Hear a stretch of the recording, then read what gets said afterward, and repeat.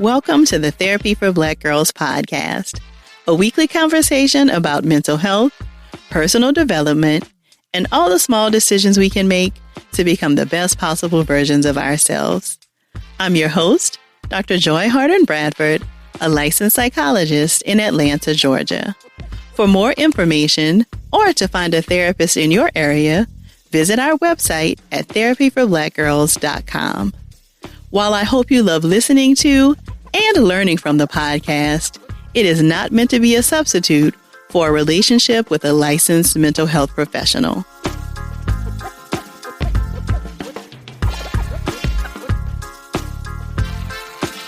Hey, y'all. Thanks so much for joining me for session 461 of the Therapy for Black Girls podcast. We'll get right into our conversation after a word from our sponsors.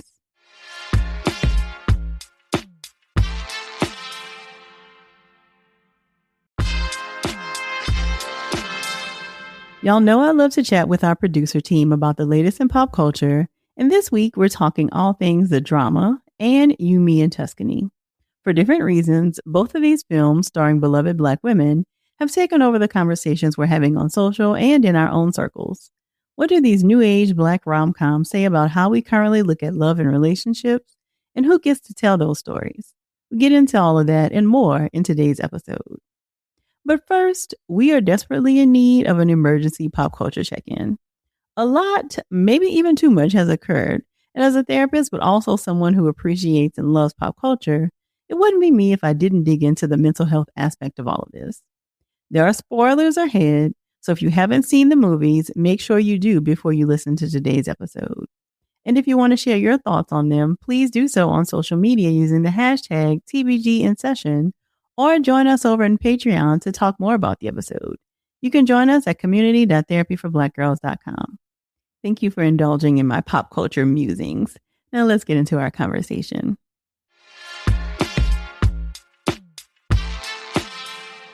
So I am very excited to be here with Bria, our production assistant, for our To Be Named in the Future segment all about pop culture. It just feels like there's always so much going on around pop culture that I have some thoughts about, particularly this week. And so Bria and I slid into the booth, so to speak, for an emergency recording to kind of get some things off of our chest and to weigh in on some of the topics that we know that you are talking about, but of course with a psychology standpoint. So Bria, what do we have on the list to chat about today? For sure. And there is a lot to talk about. First things first is the Michael Jackson movie. So the new Michael Jackson movie premiered this weekend. It revisits his rise to fame and notably the complicated relationship with his father, Joe Jackson. The film specifically highlights how Joe's intensity and his push for perfection helped create a global icon, but might have come at the cost of Michael's childhood and emotional well-being.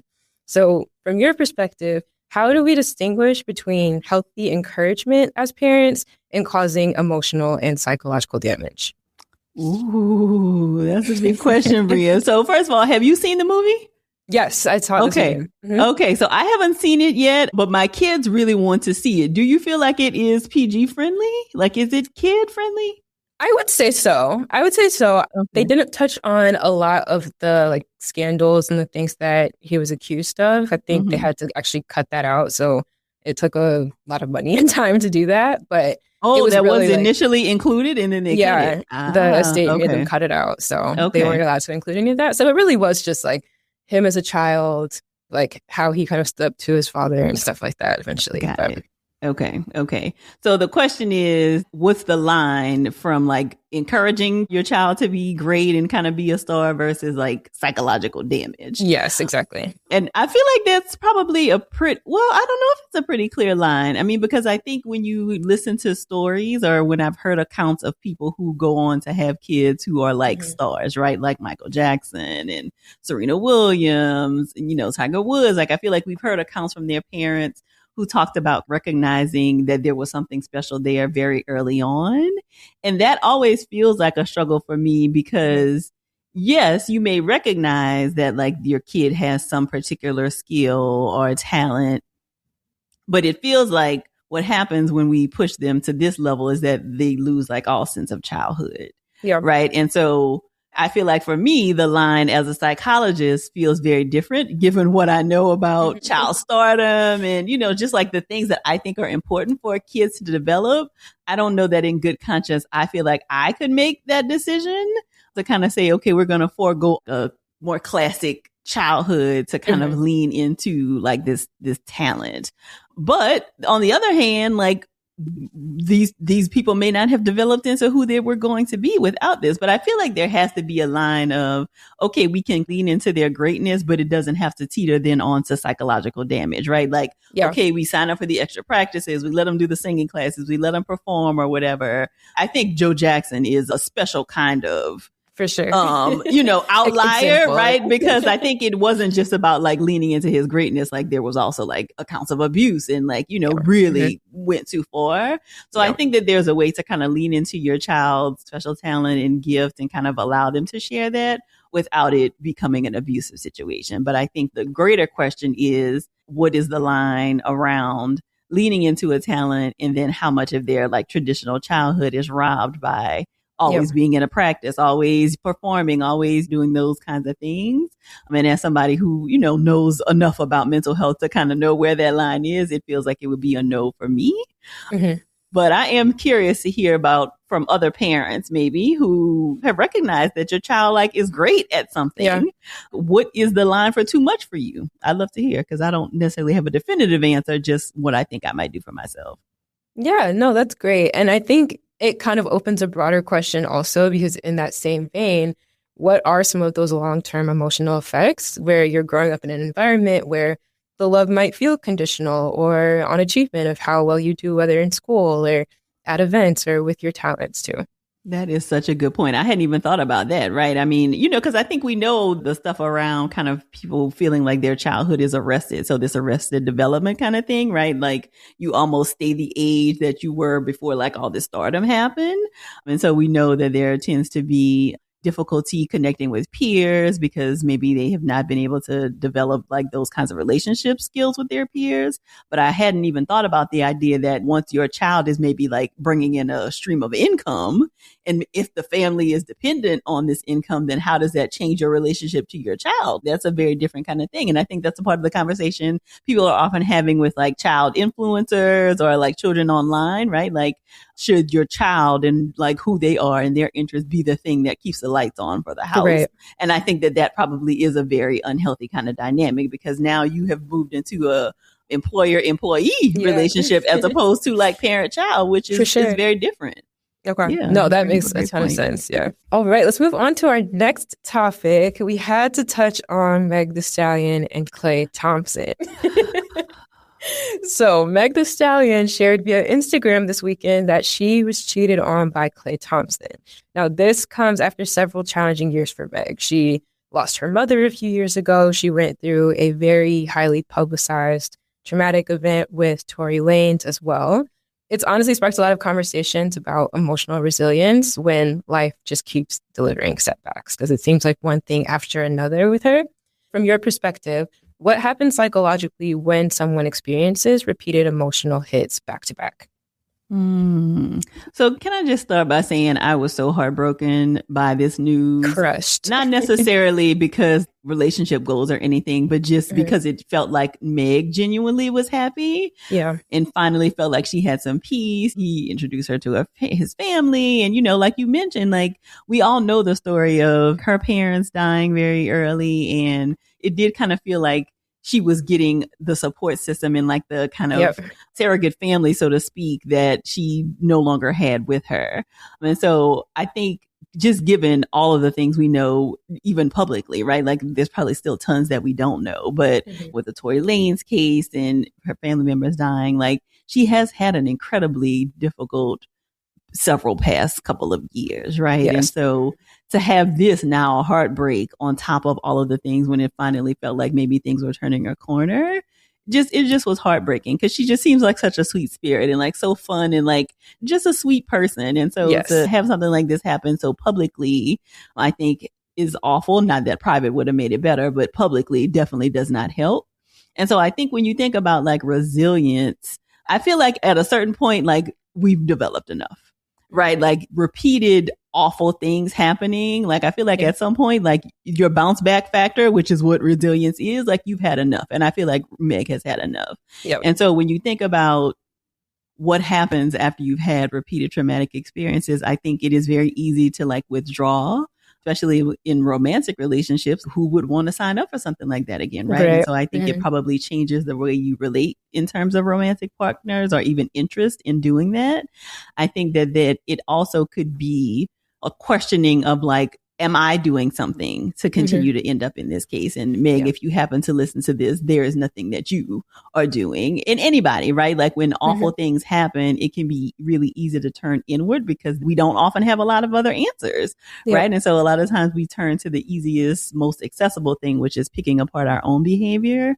And so I think you can sometimes see some damage to self-esteem, to feelings of worth and worthiness, some feelings of there's something that I'm doing, like I'm broken or I'm defective, which is often not the case, right? Like we can't internalize other people's bad decisions and poor behavior. That's what comes to mind for me with this case, is that I hope that she does not think that this is something about her or something that she did that would result in this person also not being honest and not being maybe who he presented to be to her. You've touched on it a little bit already. But if you could call Meg on the phone right now, what would you tell her? Because I think that when you're trying to give advice, how do people build resilience or stay strong when they're constantly in this mode of survival? Yeah, I think I would start by just saying, I'm so sorry that this happened and feel awful that you find yourself in this situation again, but that there also is no pressure to be strong.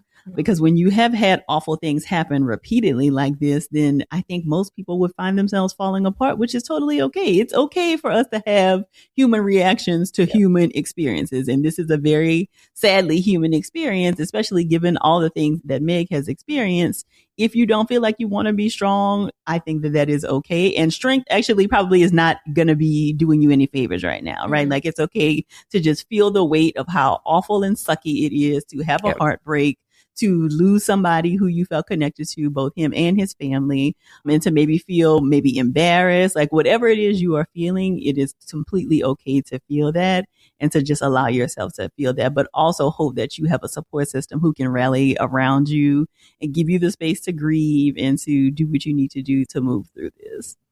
Agree. Yeah, I hope she takes a break soon because she was performing on Broadway like yesterday. I was like, you should take some time. Yeah, definitely.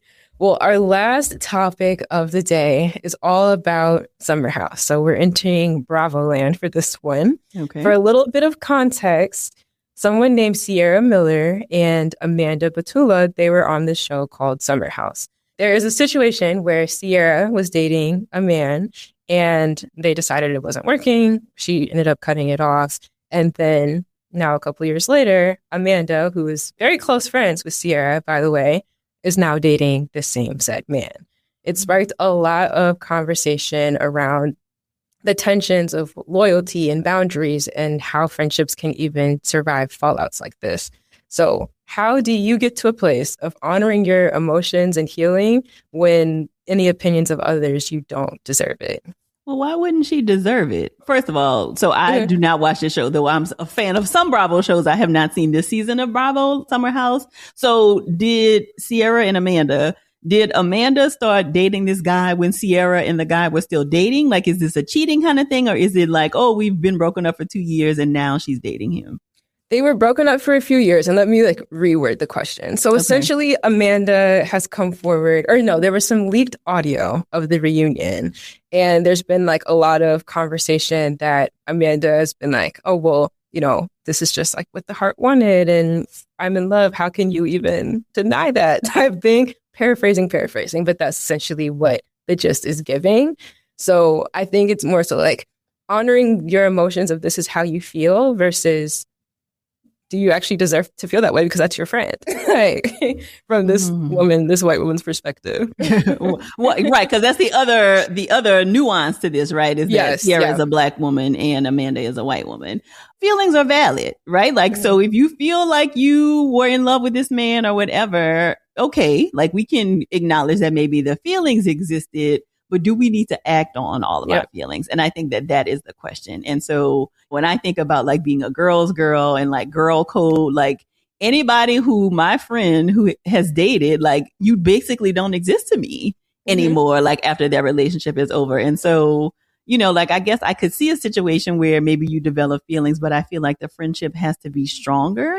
And is it worth it, right? Like there are no shortage of random men you could be dating. So I do think it questions the loyalty and the, like, where does your allegiance lie if a couple of years after the breakup now, especially if this was a significant relationship, this wasn't like a one time, like, oh, we went to dinner and got some appetizers and, you know, it was a loose kind of thing. Like this sounds like it was a significant relationship that she probably cried to her friend about and like she knew intimate details. And so to me, a pre-existing relationship with a girlfriend supersedes any kind of like, oh, I got feelings for this person because my girlfriend was there first. So I think it is like, yeah, you can be loyal to your feelings and acknowledge that maybe you have some feelings, but I don't think we have to act on all of our feelings. And in the situation of dating a friend's ex, I just don't think that that's a line that should ever be crossed. Absolutely. And you touched on the nuance a little bit already, but Sierra is a Black woman and Amanda is a white woman. And I think from the leaked audio, there's been a lot of conversation on, is she actually responsible for concealing those feelings? But I feel like that same grace isn't really being extended to Sierra. It's almost an expectation that like, okay, if that was really your friend, you should be glad that she's happy now. Like there's been a lot of conversation on social media that isn't exactly aligned like with what I personally would feel about it. But from your perspective, how do you release that expectation to take everything on the chin, especially when you're experiencing a lot of hurt? I think from Sierra's point of view, I think everyone's kind of picking sides right now. And there's almost this expectation as a Black woman that like your feelings don't matter. Like maybe this person's feelings take priority. So how would you navigate that? Yeah, I don't think she needs to take anything on the chin, right? Like I think historically Black women have had to take a lot on the chin, and something that is such a personal attack or is such a personal experience, like your friend dating your ex, like who wouldn't be upset about that? I mean, I guess maybe some people wouldn't be, but I think most people would feel some kind of way about it. Now, some people might eventually get to a place where they're like, oh, you know, okay, fine. Like we are done. It's okay for you to do that. But I think most of us would feel some kind of way about a friend dating an ex.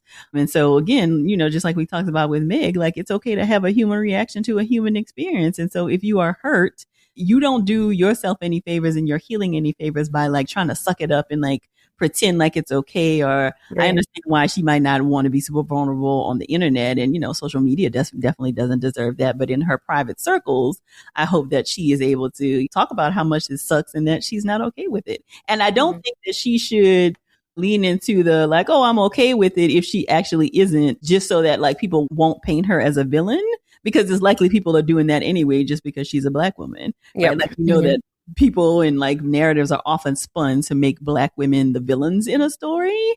And in this case, I don't think she is. And so I don't think that there's a reason for her to kind of lean into that or leaning into forgiving her or moving past it if she is not actually ready to do that. Definitely. I could talk all day about how Black women are treated on reality TV, but different conversation, very different. We talked about that some on the podcast past couple of episodes, so we may be due for another one soon. So thank you so much for sharing those, Bria. I definitely had some thoughts and clearly have lots of thoughts around pop culture stuff. But if there's something that you see or watch in the world that you would like us to weigh in on for this to be named segment of pop culture talk, please send that to us. You can send it to us at therapyforblackgirls.com/mailbox and let us know what you are paying attention to, and we might include it in a future segment. Also, if you have ideas for what we should call this segment, what name should we give it? If you can think of a catchy name for this segment, let us know that too. Again, you can share that in the mailbox at therapyforblackgirls.com/mailbox, or you can leave it in an Instagram comment, send us a DM. We are checking all of those. Oh, well, I am very excited to be back with the team today for another one of our pop culture conversations, always some of my favorites. So we will do quick introductions so that people who have not met the team can meet the team. So we will start with you, Bria. Hi, everyone. My name is Bria. I am the production assistant for TBG. Hi, everyone. My name is Elise. I'm our director of podcasts. Fancy way to say like senior producer. But, you know, I'm always excited to talk about the movies I love. Inday. Same. Hi, everyone. Happy to be back here with our little group. I'm Nday, and I'm a producer on the podcast team here at TBG. Hey, Tyree. I am the resident he, him at TBG and a podcast producer for both the podcast and TBGU. Perfect. So the team has taken the opportunity to start off the summer with some movie watching. You know, that's one of our favorite topics to talk about. And so we're going to be talking today about some of the new age rom-coms, and the two latest introductions to this genre, I guess, are the drama and You, Me, and Tuscany. So we will start with the drama. So I will admit that I did not complete all my homework assignment. I did not get a chance to actually watch the drama. I did see You, Me, and Tuscany. So I'm probably going to be more on the just facilitating this part of the conversation. But everybody else on the team watched it. So how would you rate the film on a scale of 1 to 10? And Dave, we will start with you. First, I'll say we will be spoiling. There's no way to talk about these movies without spoiling. So if you haven't seen them, then just come back. Come back and listen. I'm going to give the drama, I'll give it an 8. I'll give it a solid 8. It's pretty high. What about you, Elise? Yeah, I'm going to have to agree. I'm going to give it an 8, 8.5. It was big. It was messy. It was fun. It was controversial. Like, this is why I literally feel like an ad for the AMC, but this is why people go to the movie. Oh. Okay. Yeah, I had a good time. It was like a ride. It was a ride. I'm going to go 7.5. I think that it was strong performances from the cast. It definitely broached a subject matter that is under discussed, and is certainly like an interesting, I think, way of doing it in like this modern context. It just didn't have the like extra oomph that I think makes a film like A+ to me, but it was really solid and I would rewatch it. Okay. And what about you, Bria? I was going to say 8 too. I really liked the performances from the cast. I just did not like the ending. Robert Pattinson so I will can't pay give for his it crimes. higher than that. Okay. I wasn't a fan. He will. I feel like this is a very strong rating from this group in particular, because y'all notoriously do not like very many things. And so to have it be like a 7-8 range is very impressive. So I feel like at some point I'm definitely going to have to see it. Somebody give me a quick synopsis just so that I can be a little bit informed without. Oh my God. What's the log line, y'all? Yeah. A couple is. A interracial Tyree, couple, take it. heavy on the interracial, are engaged, and over the course of their engagement, they have a group discussion with friends around deeply unlikable things about them. And the revelation from Zendaya's character about a deeply unlikable thing about her puts her at odds with not only her friend group. Oh, no, we can spoil it. No. Yeah, you can spoil. Yeah, do the spoilers. Yeah, you can definitely. They are Yeah. at a week before. A week before their wedding, they are Okay. at their menu tasting. Everyone is tipsy, leaning on drunk. And one of the couples, who's also an interracial couple, says, something we did before we got married was share the worst thing we've ever done. So they all go around and share it. And Zendaya's is that she planned a school shooting. Actually, it's not funny, but the movie is like supposed to be just. But it's very interesting because everything else that, like, she didn't do the school shooting, obviously, but everything else that everyone shares is terrible. Like, the things that they did are also, I mean, and you might think of it in a small way, like one woman, she literally locked what you're supposed to, like, Special imply needs cat, was yeah. like a disabled kid in a closet and abandoned him. And he, like, there was a search for him. Like, And she said he was found, Worse. but like, we don't know if that's he didn't true. say anything about it. The other guy, a dog was attacking him and his girlfriend. He used his girlfriend as a human shield and then knew that he was going to break up with her like, in doing that. And then Robert Pattinson, Zendaya's fiance, cyberbullied a kid so bad that, like, he had to leave town.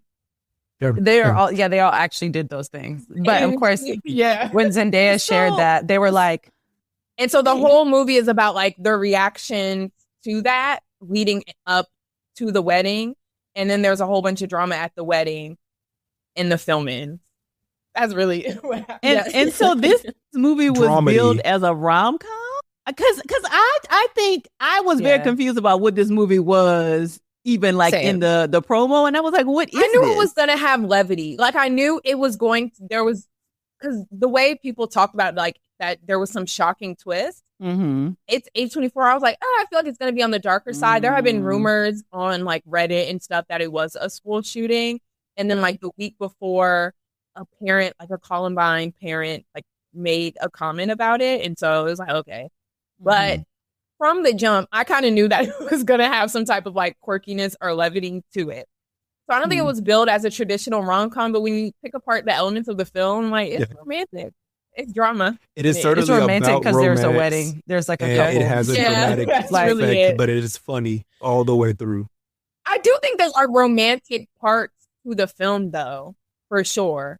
Yeah. Like when you see like their story of like how they met and things like that, like in the beginning, I'm like, okay, this is cute. Yeah, at the beginning. I'm really stuck here, y'all. Like I feel like this would be. I'm struck by this being like a plot line in something that, I mean, I guess in some ways it is a very sad reality of like our life, but like, yes, I clearly I got to see the movie. Yeah, but it feels like I would have trouble moving past the fact that she has planned this school shooting and like all of these other awful things have been done. I think,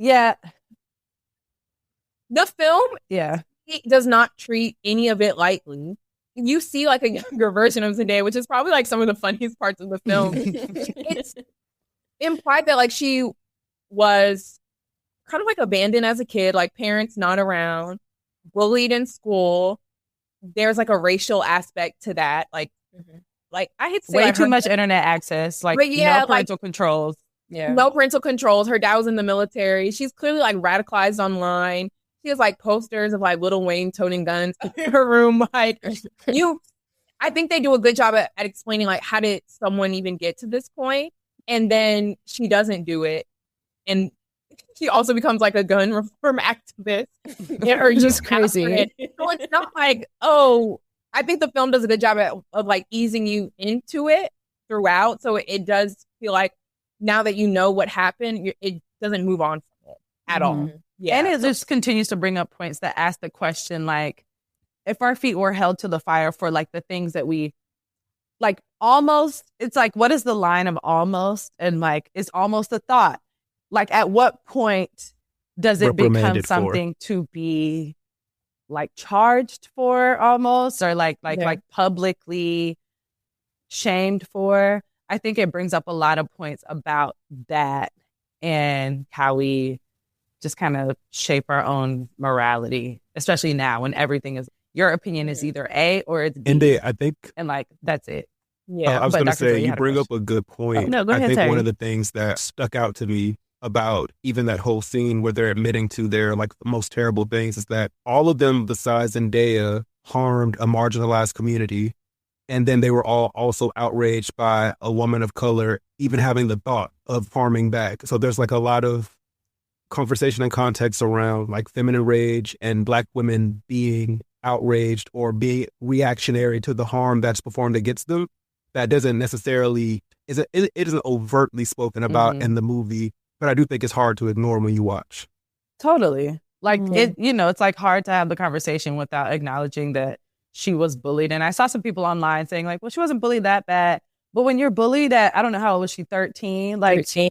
It doesn't take much. Like in other, because you look different. Yeah. Like, I know like Zendaya present has more of, like, I'm not say she's white passing, but she's more like conventional. People might not be automatic that like she was like a Black woman. Like they may not read her that way, but the younger character is undeniable. And so I think that's where, when we think of like school shooters, we do have this like, oh, they're an outcast. And I think what I did enjoy about the film is, in a very subtle way, it explored like how a Black person could also feel that way. And I don't think when we talk about like bullying and then like the bullying to like violent rage pipeline, it's not to say like, oh, we don't get represented that way because people are like, who would want to? But I'm like, I think it's fair to say like maybe people have felt that way before. And I thought it was almost like, it was interesting that they explored that, and I appreciated it because I don't think, we don't see Black people do school shootings, but who's to say that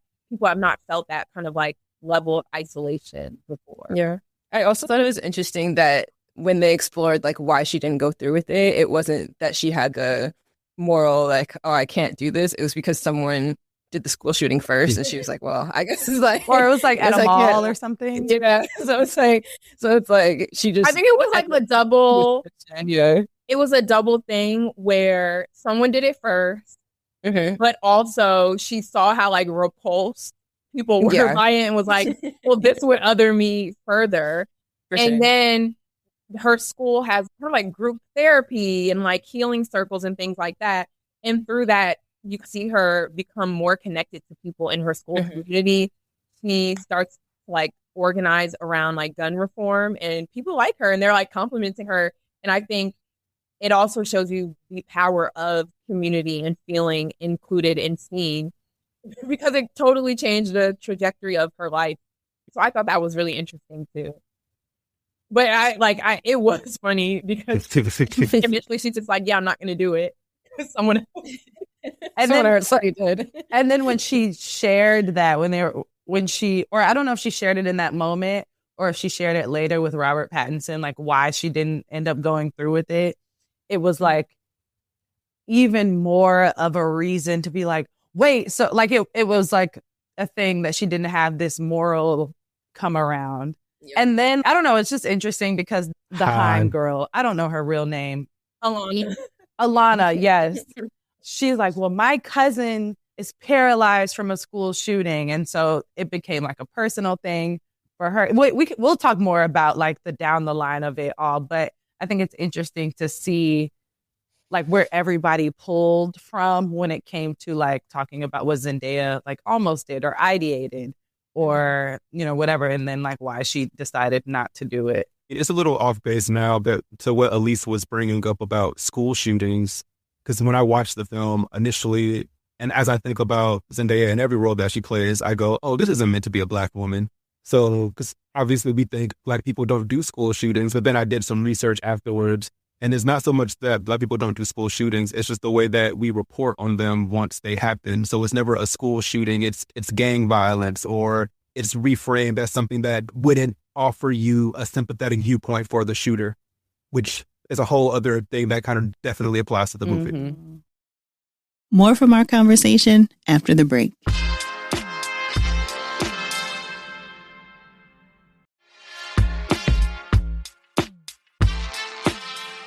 I'm curious, Dr. Joy, I have a question for you. So the movie brings up, for me, an interesting question around how much should you be sharing? I mean, you're not a marriage counselor, but like with your partner before you get married, and like what is the line between withholding something or something just like it hasn't come up before? Like this is a big thing.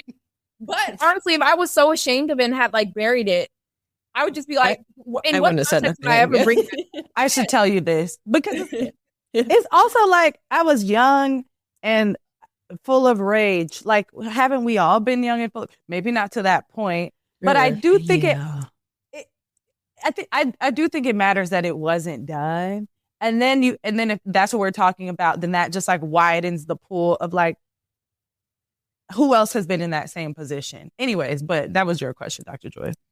Yeah, I mean, I feel like this is a tough question because this feels like something I would definitely want to know of my like potential partner. I do think, like you said, like it counts for something that it didn't actually happen, but what was the after fact, right? Like, because to me, if you get to the point of planning something like this, then that does speak to a lot of rage and like the need to be talking to somebody about how we got to that place and what other things can happen, right? And it sounds like she did by getting involved with like gun reform and, you know, like lobbying against the thing that she was going to do, which is where she found her sense of belonging. And I think for a lot of these cases, that's what you hear, right? Like that these people feel very outcast and really othered and need some sense of community and a place to be seen.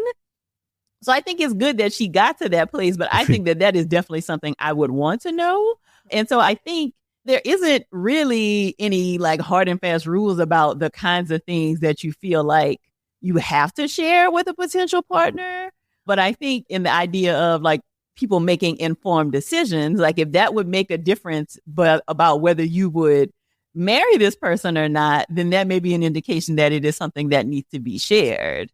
right? Like that I don't feel proud of this. Here's how I turn my life around after this. But this is something I feel like you should know in the interest of like making a decision about who you want to build a life with.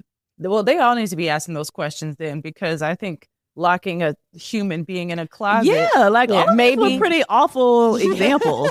Even during the movie, I was like, what would I say? And I think I was like, just thinking about the things that they said, I was like, these are objectively bad. Like, yeah, I don't have anything that touches that. Like two things I would bring up and be like, oh, okay, like it's not that bad. But there's certainly a question of when and how she should evolve. So, Dr. Zoya, a plot point that you should know is Zendaya's character is deaf in one ear, and this is as a result of her practicing the school shooting. One of the bullets went off and made her deaf. So, a whole part of her development with Robert Pattinson romantically is that he tries to spit game at her, but she can't hear any of it because she's deaf. So he's kind of embarrassed behind that, but he knows that she's deaf. He just doesn't know why. And so had he ever inquired as to the why, then he would know this thing much earlier. But it is so much that, you know, this has impacted your life in such a way that literally you are physically impaired because of it. Why does it not come up in your relationship discussion? Mm-hmm. Okay, that's fair. Gets to the point of like maybe it did, like maybe outside of the script, and they're doing the dramaturg. Maybe it did, she's doing the it's work. like that's not something we'll ever know. I know. I'm like, well, maybe what's the world that we don't know about? But then we can only deal with what we're seeing. I wanted to say, I think we started to talk about like Zendaya being Black in the movie, or like, is she Black in the movie, or anyone could have been in this role. But I'm wondering if, okay, sure, yes, you want Zendaya to be a lead in your movie because she is who she is. I think the Blackness might come secondary or tertiary, I wonder. The director is a Norwegian guy. And I think as I was watching it, I was like, I wonder if maybe going into it, he wasn't really thinking about like the racial implications of her being Black. But then as he's watching it, he's like, oh, this kind of plays in my favor. Because even like there's a moment in the movie after she drops this bomb, so to speak, where she's like making a smoothie, she's chopping up some fruit. She and Robert Pattinson are in the house, and she goes to the room to ask him something, and she has this big knife in her hand. And he's like, oh, like he's shook, like, oh, I thought you were gonna, I don't know, get me or whatever. And she's just like, why are you acting like that? Like, why are you acting like I'm this harmful person? And I think us knowing like Zendaya, I don't know if other people when they watch Zendaya, they're like, that's a Black woman. But me watching, I'm like, oh, okay, I'm thinking about how her like potential to harm is being received in a way. And I just was wondering, like, if that was a Black woman, would we all be receiving it the same way? And I don't think so. And so I feel like there's a fall off. I don't know if it's a benefit, but there's a fall off of like how her harm or potential to harm is maybe perceived because she is Black. And I just don't know if that was the intention going into the movie. I think it's interesting because there's a scene towards the end of the movie when she kind of walks out the bathroom, and at her own wedding, she's like freaking out because I think she's hearing people whisper about this. And yes. Oh, so the secret has also left the circle. Oh, yeah. Oh, okay. There's a whole, you're okay, but it does leave the circle. Yeah. Got it. Okay. And the woman who like is whispering is outside, and she's like taken aback. And it's a question that I asked. I'm like, would someone be like, objectively, it's a terrible thing to ideate and plan. But if it was a white woman, would there be so much fear around like, who is this person actually? Mm-hmm. And it just made me think about like when I had met people, like first interactions, and then years later they would say something like, oh, when I first met you, like I was intimidated by you. Like, me? Like, that's what I mean.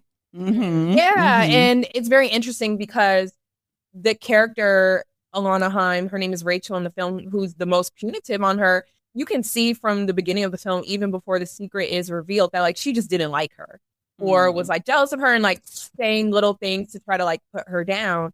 And to me, that all felt like very racialized too. Mm-hmm. It was interesting because I'm like, yes, you want Zendaya in your film. I think she's like legible to so many like races, but I kind of appreciated that she is a multiracial Black woman because I think it made the film more complicated in a way that was entertaining and allowed people to like talk about it. I feel like there should have been one like small racial joke just to like acknowledge it a little bit. Yeah. Especially because the other He's partner also was going black to too. jail. Exactly. Yeah. Like the other couple was interracial. Yeah. But I thought it was interesting. I think I also appreciated, as we're looking at Rachel in the movie Haim and how she's interacting with Zendaya, I think I appreciated being able to relate to coming into contact with that type of like white feminine like rage where they're like, I feel really justified in this and I am grandstanding in my like full morality because you did this and that's bad. My misstep or my bad thing that I've done is forgivable or understandable because X. I think like most Black women have come into contact with that type of white woman. And so I think I was like, oh, okay, I know exactly what this is. And I think like most Black women watching the movie would probably understand that too. Before we switch films, I do have a quick question for everyone. What will you answer to the worst thing that you've ever done?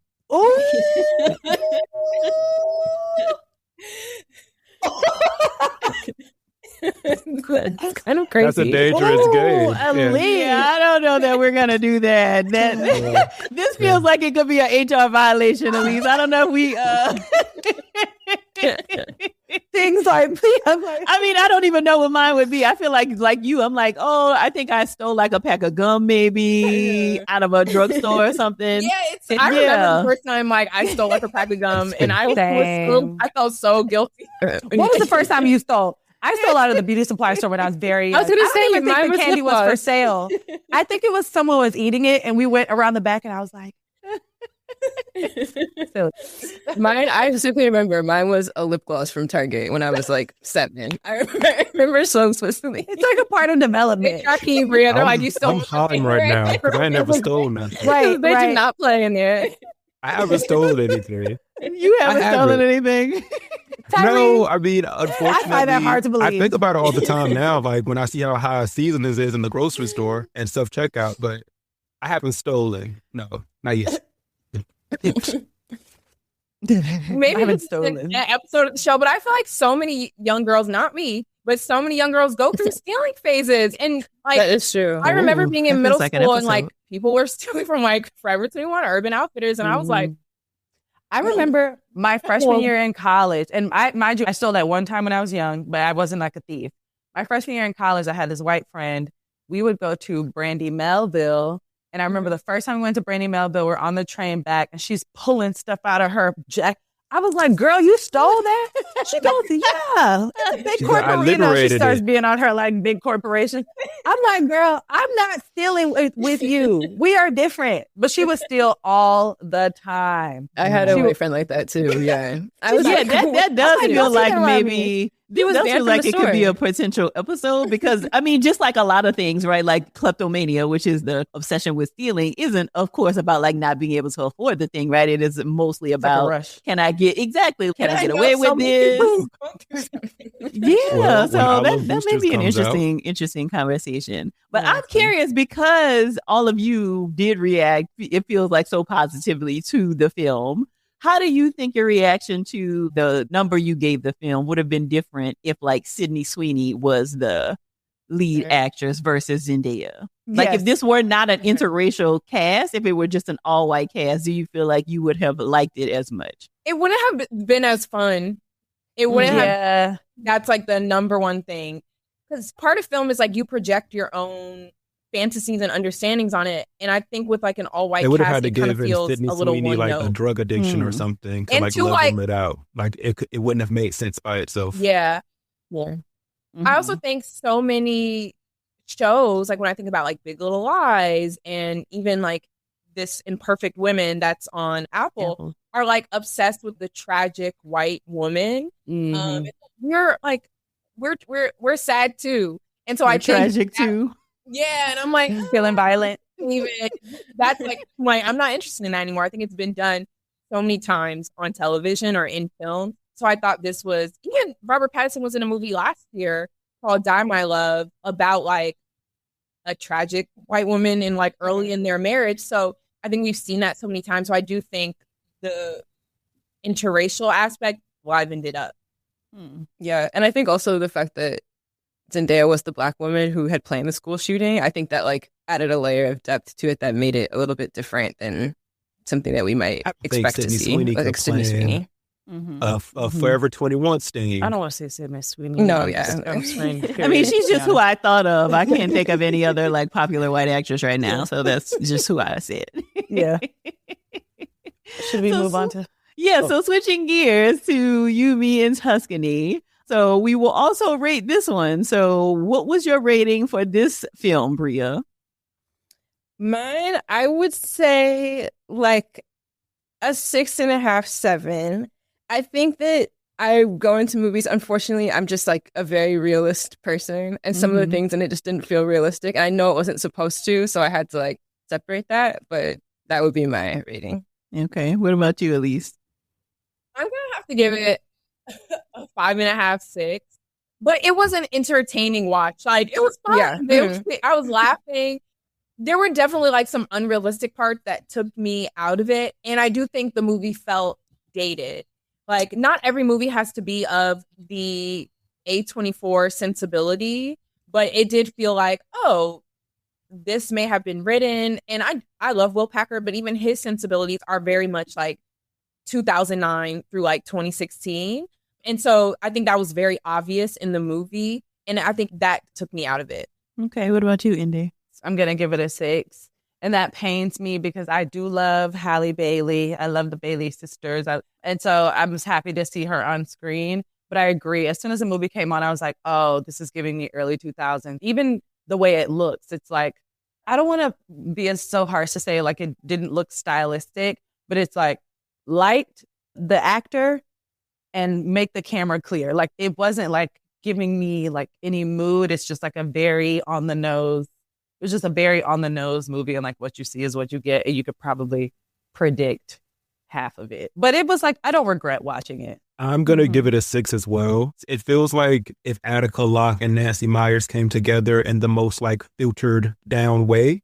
But I thought it was really fun, like a fun watch. And I think that, and we'll talk about it more, it's certainly a portrayal of a Black woman in romance that we haven't seen before, which is what takes it up for me.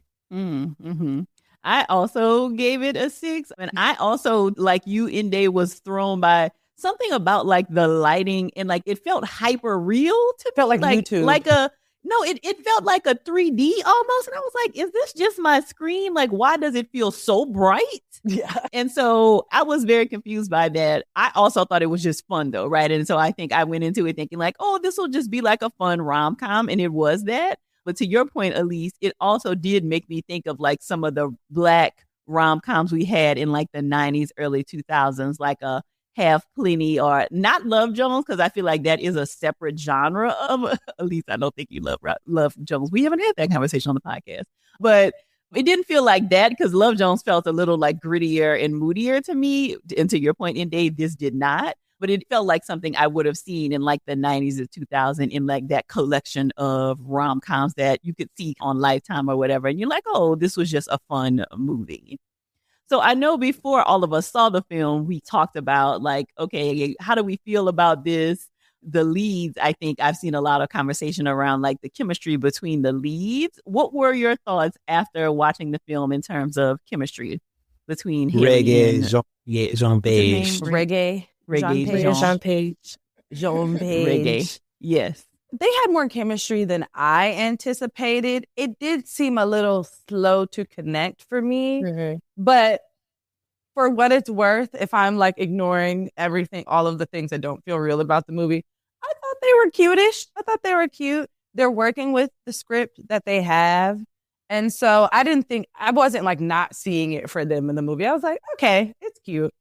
You know, they had like a little meet cute, a little dissonance in their meet cute, sure. And at the end, I was like, okay, they're cute together. More from our conversation after the break.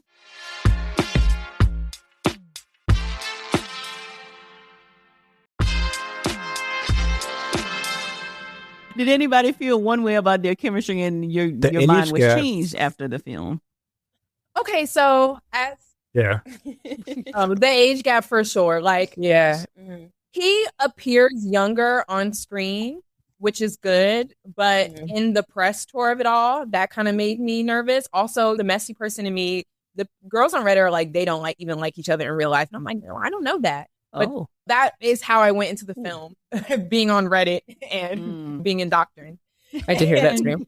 So then I watched the film and I was like, actually, I thought they had really good chemistry. I think, like you said, Inde, it was kind of like slow to burn, but not in a slow burn way. Slow to connect, which I think part of it is like the point of the film, given that like this is who she's allegedly engaged cousin to, brother. His cousin brother. So Are we sure it's not black? But I think I was like, I think I need one or two more beats of like, why do you guys like each other? I think that's what was missing for me. At the end, when they're in the vineyard and it's raining, and she's like, "I want to give us a chance." I'm like, "What? Using language like give us a chance, it just feels early." Like, I understand it's over the course of 5-6 days, but I'm like, give us a chance. This is like the first real life conversation y'all are having about a non-platonic relationship, and give us a chance just felt like a jump. I understand we got to tie the loose ends. So just it's Italy. like give us a few more beats. But it was crazy because I do feel like they were heavy-handed with like the energy between them at the beginning. I'm like, okay, we get it. Y'all like each other. And then went from that to... Yes, that's what I'm saying. I was like, a chance here. Also, like, this movie really stretched my like tolerance of cringe. Because of what? Yes. Of cringe. Like, there were times in the theater I was like, whoa, like the secondhand embarrassment is really weighing on me right now. Like, I think typically, like, I can not go to the bathroom, but I think part of me going to the bathroom during the film was like, I cannot handle What felt particularly cringy to you? The singing? There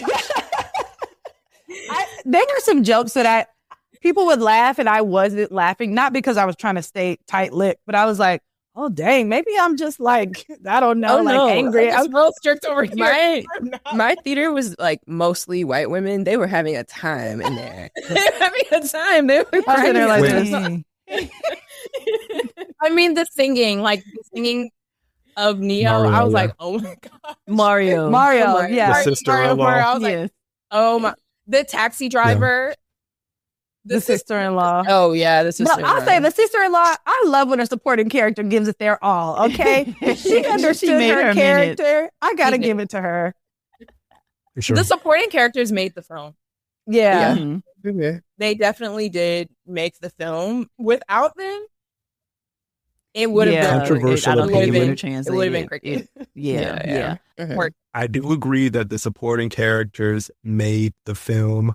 There's something in my just like heart of hearts, militant Black soul that goes, two orphans having to like find love through the devices of white people feels so spiritually wrong. It's like, is there a commentary about breaking generational curses? I don't know. I didn't like that part of it, but I liked the film. Yeah, I was going to say, like, that is the part that I think I appreciated probably the most, was like the grief conversations. And I feel like I would have liked to see more of that, to your point, at least, right? Like, it feels like that was probably a large part of the foundation of what made them so attracted to each other. But I don't feel like we got a ton of that. Not that we needed half the film, but I would have liked to see more of that. And I thought it was an interesting commentary on different responses to grief, right? He kind of threw himself into work and like went all in there, and like she ran away from it because it felt too painful, which I think is true to life. So I could have stand to see a little bit more of how they connected around their grief. If we wanted to talk about like connective tissue between, I'm about to reach right now, connective tissue between the drama and Yumi and Tuscany, I think it's in the field of Black female representation, like underrepresentation of a Black woman in an area. And for this movie, I think it's the underrepresentation of the Black female hobosexual. Because for the first 30 minutes, I was like, oh, this is a hobosexual. She's just finding the next man, the next person whose hotel room she can stay in. She's flying across the world to stay in a house that she knows she had no business being in. And I was just like, you don't see Black women on screen doing this type of foolishness that often. So, I mean, I appreciated the difference in there. There was a level of foolishness that I think to your point, Inde, it's like For sure. the connective tissue for me was that and why I think both kind of are subversive rom-coms. We don't get to see Black women on screen not have it together.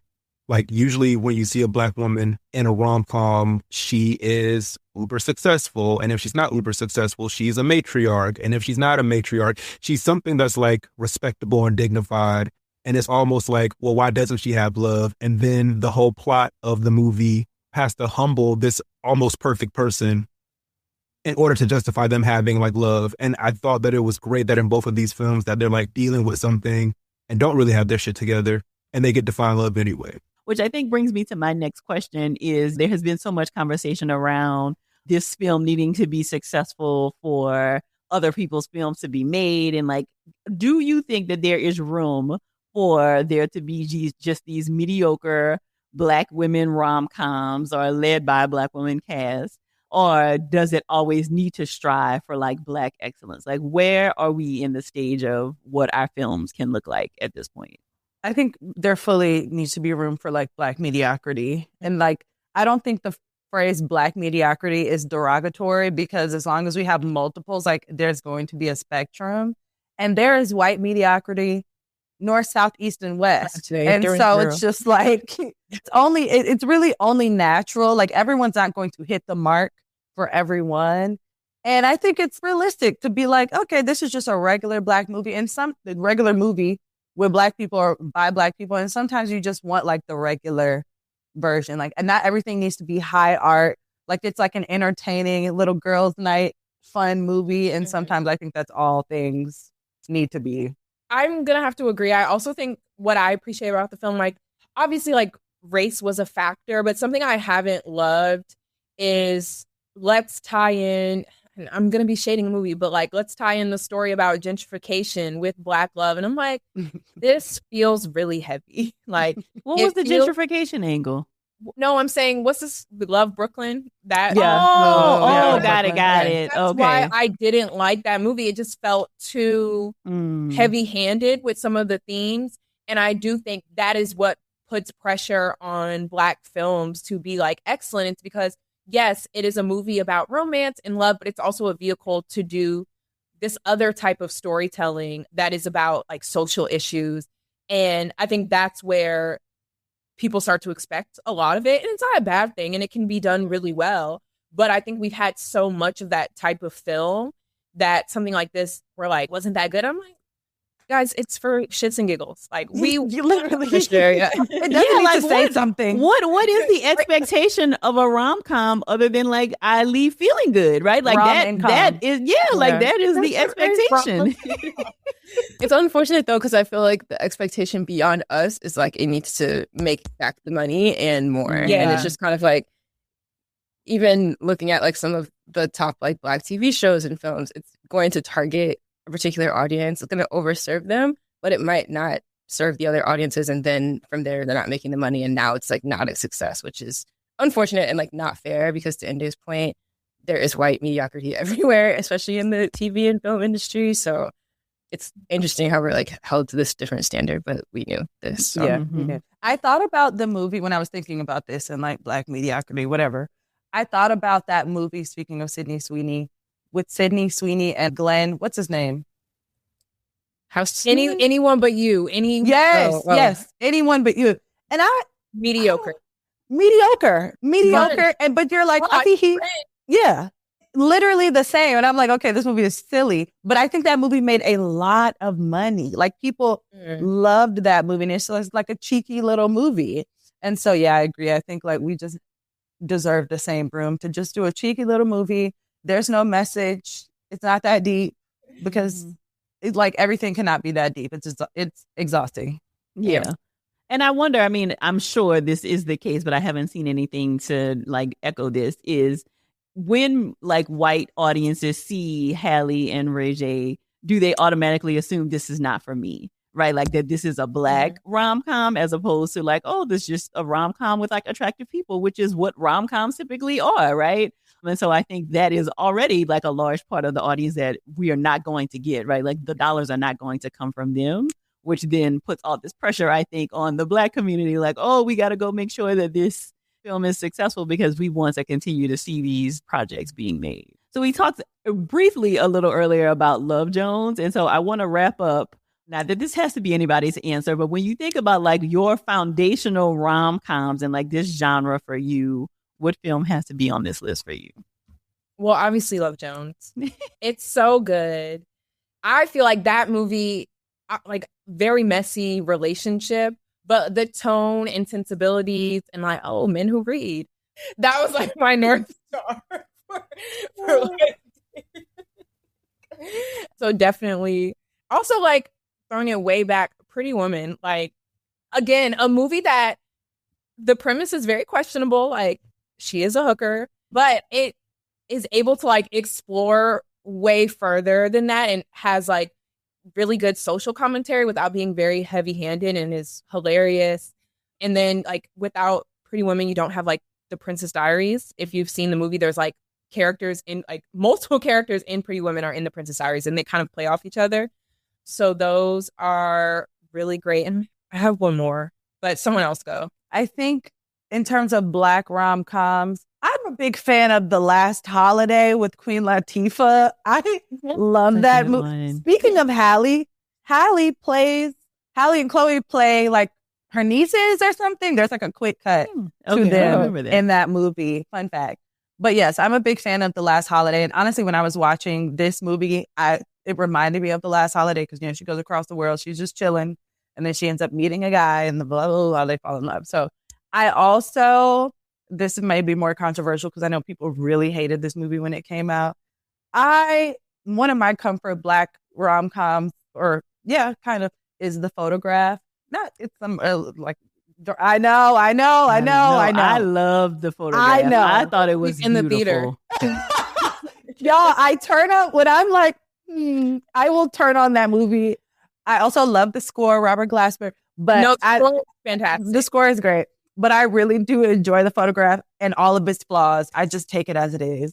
If we're just speaking rom-coms in general, 500 Days of Summer with Zooey Deschanel and Joseph Gordon-Levitt. Love that movie. Also, When Harry Met Sally, because I love a friends to lovers like plot line. Cute. So, no, those are good ones. Also love Jones on my end. I feel like growing up, obviously, I've changed and developed and we've grown. I would have told you it was Love and Basketball when I was growing up because I feel like everyone against that film is not good right now. No, it's not great. And I feel like growing up, it was like, oh my gosh, so cute. And now as an adult, I'm like, oh, this is horror. This is not fun. My nightmare. But maybe also controversial, but one of my favorite rom-coms is To Can Play That Game. I actually love that movie. I love that movie. I also want to shout out About Last Night and Jumping the Broom. Oh, that like stretch of Black rom-coms. Yeah. Excellent. Even what's the film with like Kevin Hart and Taraji P. Henson? Think Like a Man. Like, say what you want. That is a good movie. They didn't need to those films did a heavy lifting. We didn't need a second one. My mom was like, you need to read Steve Harvey's Act Like a Lady. And even like at a young age, I was like, okay, Ma, I'm not reading that. And I just, something in me was just like, I'm not reading that book. I never read it. But she was like, you really need to read that book. I'm like, girl, I'm not reading that. But what's also so interesting is like, the movie is a promotion of the book, but it's also like telling you like the book does not work. It's BS.